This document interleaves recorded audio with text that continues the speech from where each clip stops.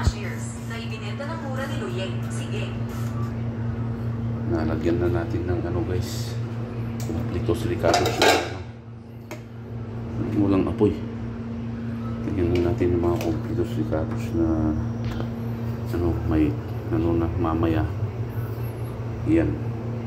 Hintayin natin siyang kukulo-kulo. Tingnan nyo guys, sabaw pa lang masarap na. Tapos lagyan mo ng 3 habang sili, kamatis na 1 piraso. Yan, di ba okay yan? Tapos kukuha tayo ng panghalong gulay. Ano ko yung ihahalo natin? Mayroon utong. Ano ko yung dabis na ihalo sa ano na to? Ito. Saka na lang yan. Ito, dabis. Yan. Ito ang dabis. Romin. Ito ang dabis na ihahalo dyan guys.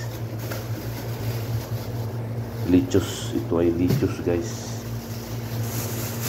Ito ang dabis na ihalo dito. Yan.